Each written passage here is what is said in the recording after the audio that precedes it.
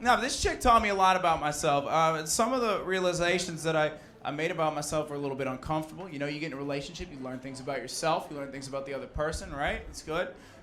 She taught me some things that I wish I could unlearn. I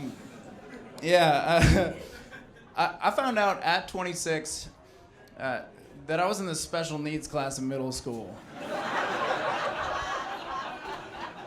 Not good. Not good at all. Because we were talking, she's like, Joe, what'd you do for foreign language in school? And I was like, well, in high school I took language, but before that I didn't. And she's like, okay, what'd you take instead? And I was like, well, I took the focus class. And she's like, okay, well, what's the focus class? I was like, well, the focus class is where we learn to pay better attention and be better students. And she was like, okay, well, how many people took that class? And I was like, 4. And she's like, how many people taught the class? And I was like, 4. Fuck! Nah, she's like, Joe, couldn't have been that bad. What were the other students in the class like? And I go, well, one of them was physically restrained to his chair. And we had another kid, he was blind. The blind kid was my favorite disabled kid because he was the only disabled kid you could stare at without him getting mad at you. The guy held it down. He was a champion. But look, I get to high school and here's what happens, okay? The way I ended up in the focus class was I failed middle school Spanish, all right? Failing middle school Spanish is like an accomplishment of sorts because middle school Spanish is easy as fuck, okay? Like, if you've been to fucking any Mexican restaurant, you could pass middle school Spanish just by sitting in the back for 2 minutes.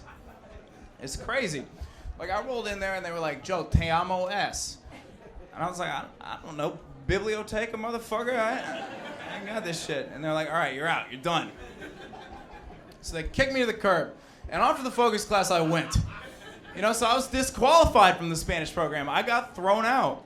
And I get to high school, and they go, look, dude, you got 3 more options. You can take French. And I was like, no, motherfucker, not down. Not in.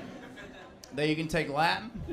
I was like, not in a big Catholic phase at that point, so I didn't do that shit.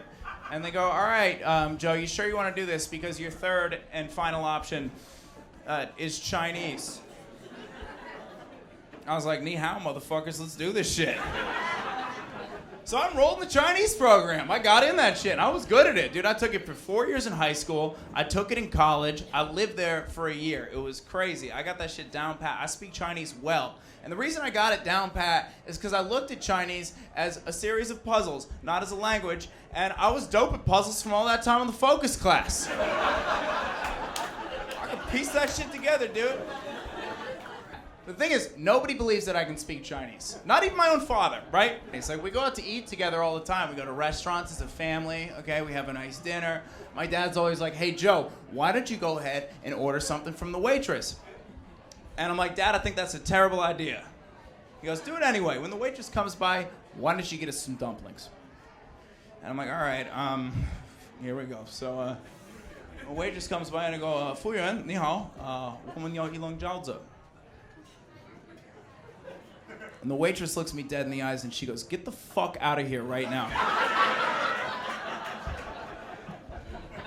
So we're walking to the parking lot. My dad goes, see, Joe, you can't speak Chinese after all. And I go, Dad, you realize we're banned for life from that Vietnamese place, right?